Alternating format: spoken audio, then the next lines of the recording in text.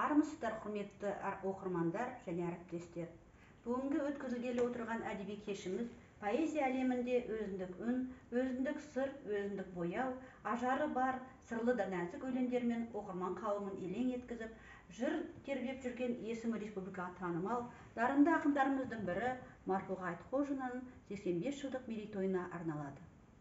Марфуға Айтқожина 1936 жылы 25 тамызда Құлжа қаласында дүниеге келген. 1956 жылы Құлжада қыздар гимназиясын, 1965 жылы Әл-Фараби атындағы Қазақ мемлекеттік ұлттық университетін филология факультетін тәмамдаған. Мәскеудегі жоғарғы әдеби курсты бітірген.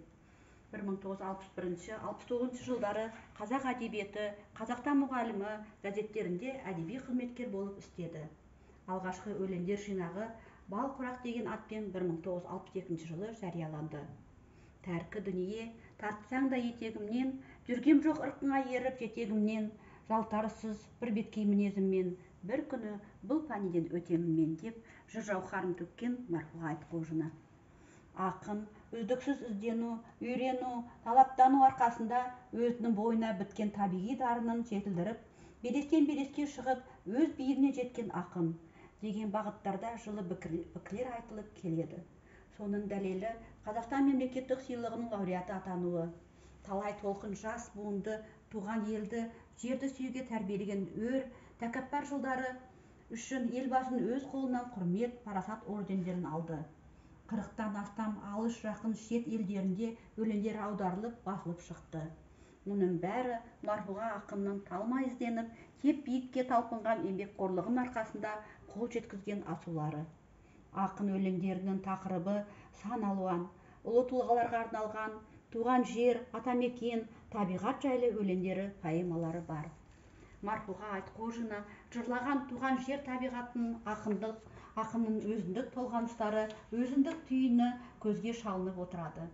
Өз табиғатын басқалар көрмеген жаңа бір көріністерін, жұмбақ сырларын, әсем сұлулығын ашуға бар ынтасын қояды. Марфуға Айтқожаның жан-жақты ашылып, жыр гауһарын шашқандай ерекше шабытқа бөленіп, жырлайтын тақырыбы табиғат лирикасы екен. Табиғат ақын үшін шабыт көзі ғана емес, өмірдің философиясы, жүрек тынысы, көз нұры, тіршіліктің мән мағынасы.